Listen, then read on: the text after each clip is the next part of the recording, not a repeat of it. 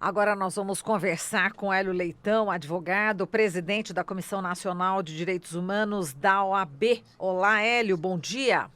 Bom dia, é uma satisfação muito grande poder falar à Rádio Brasil. Pois não. Pois não, a gente tem também satisfação em recebê-lo, Hélio Leitão. A gente vai inicialmente colocar, você está por telefone, nós estamos aqui pela Rádio Brasil Atual e pela TVT. Nós vamos colocar agora um vídeo, Hélio, em relação a uma posição do diretor da Força Nacional, Antônio Aginaldo de Oliveira, que elogiou os policiais que fizeram motim no Ceará. Nós vamos colocar aqui o vídeo e tem o áudio, obviamente, vamos acompanhar, para quem está no rádio, vai conseguir acompanhar essa fala e eu gostaria de repercutir com você. Tudo bem, Hélio? Pois não, claro. Então vamos lá, vamos ao vídeo e ao áudio.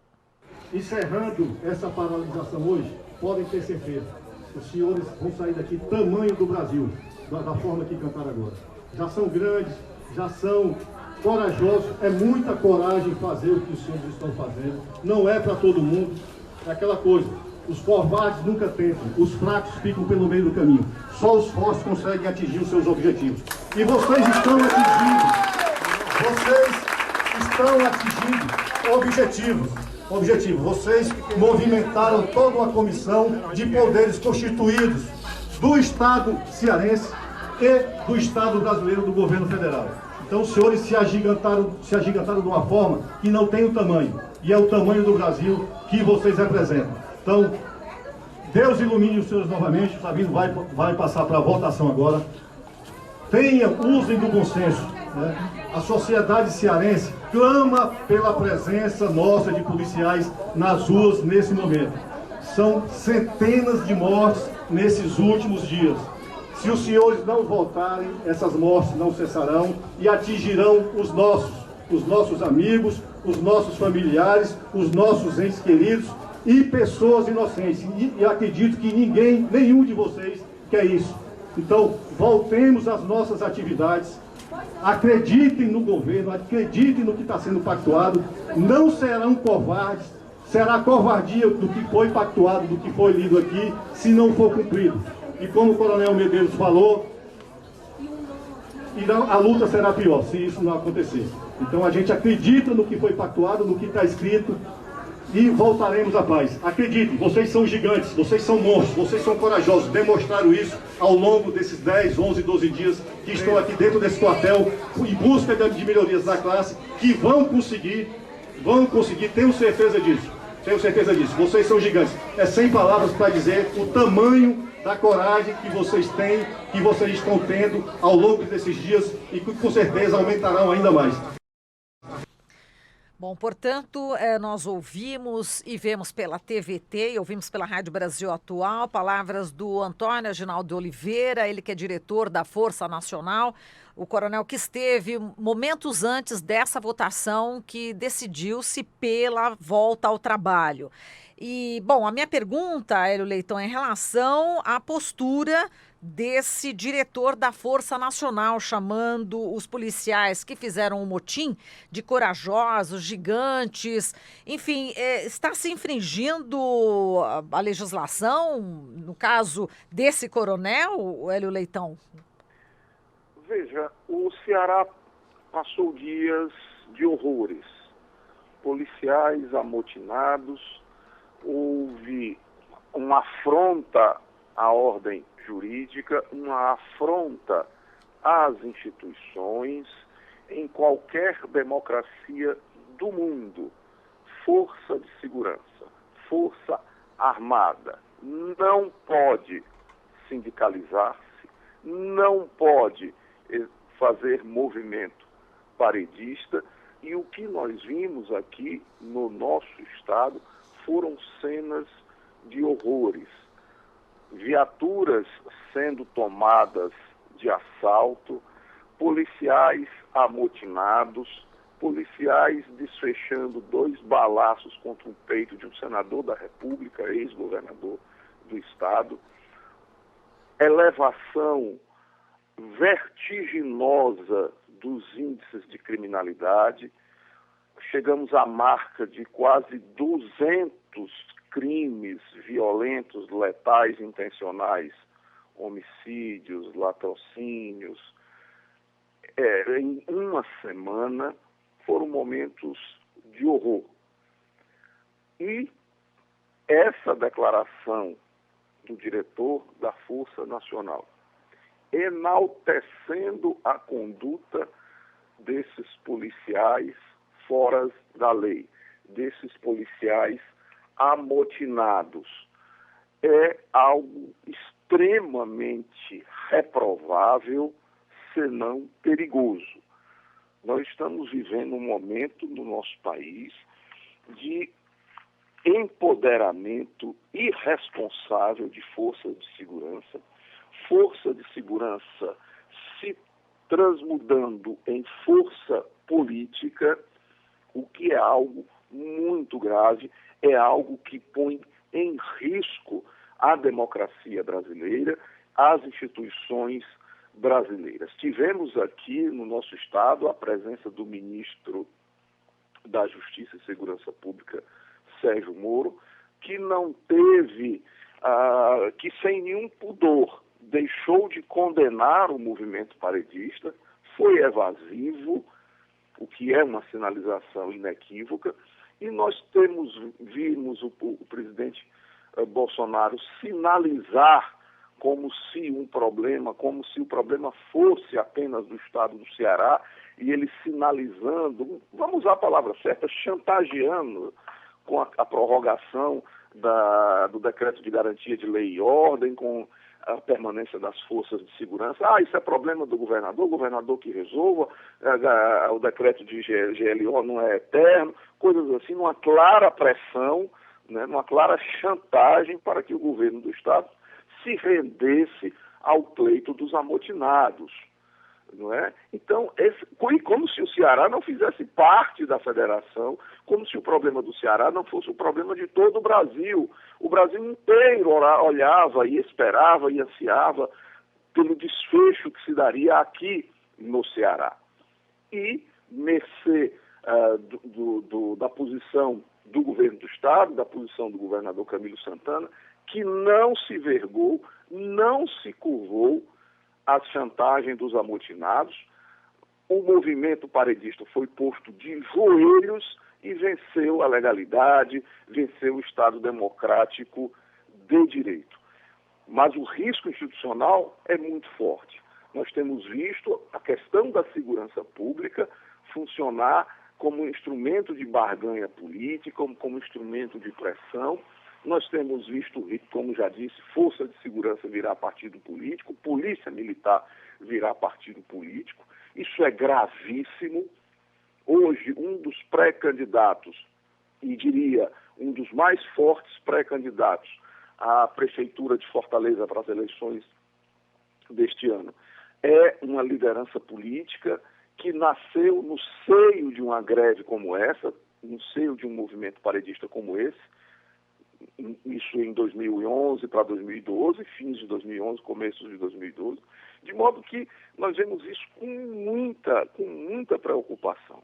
Com muita preocupação, eu não diria que periclita a democracia brasileira. E vendo e ouvindo essa declaração de um diretor da Força Nacional, um policial graduado, um policial qualificado, de uma postura de enaltecimento, como se ato de coragem fosse, não é, enaltecimento dos policiais amotinados, a nossa preocupação só aumenta. Hélio, nas redes sociais, o tenente-coronel da reserva da Polícia Militar do Estado de São Paulo, Adilson Paes de Souza, chegou a dizer o seguinte, que esse policial militar, no caso o diretor da Força Nacional, teria cometido crime militar ao parabenizar os policiais amotinados, e ele cita incitamento, artigo 155, e apologia de fato criminoso ou de seu autor, artigo 156, ambos do Código Penal Militar. Ele diz que é crime militar e também ato de improbidade administrativa. E, segundo ele, o Ministério Público realmente deve tomar algumas providências. Qual que é a sua opinião em relação a esse posicionamento, né? Enfim... Eu quero crer que o diretor deve ser chamado às falas, não é? O diretor da Polícia da Força Nacional de Segurança deve ser chamado às falas. E além da questão jurídica, me preocupa muitíssimo a questão política. Essa é uma questão de fundo.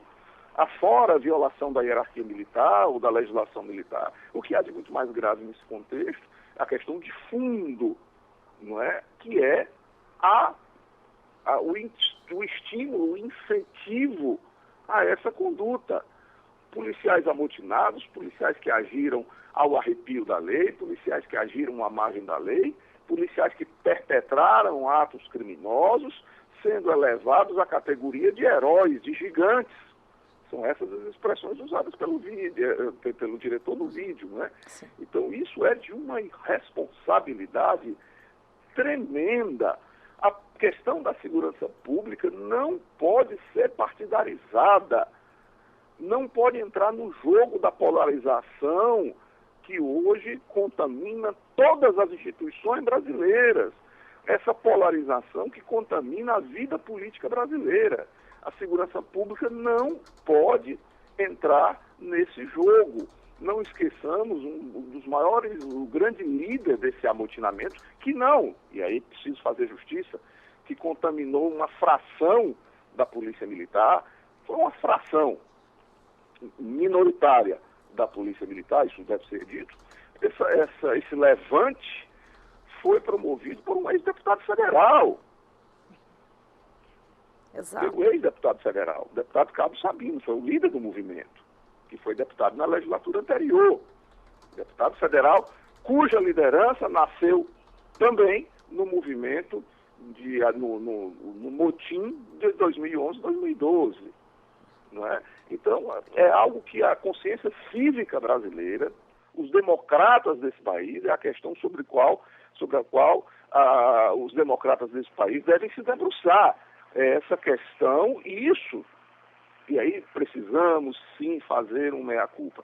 Essa questão, ela veio passando despercebida pelos líderes responsáveis, pelas lideranças mais consequentes desse país. Exato. Essa questão veio passando despercebida. O que se viu foi o crescente empoderamento das forças militares, sobretudo militares, a militarização da segurança pública, e eu defendo o posicionamento, por exemplo, da Organização das Nações Unidas, que defende que o militarismo, a ideologia do militarismo, que não tem nada a ver com farda, que não tem nada a ver com armamento, mas é uma ideologia, a ideologia do militarismo não se compatibiliza com a atividade de policiamento, de pacificação social. Segurança pública não é guerra. Exato. Mas essa é outra discussão.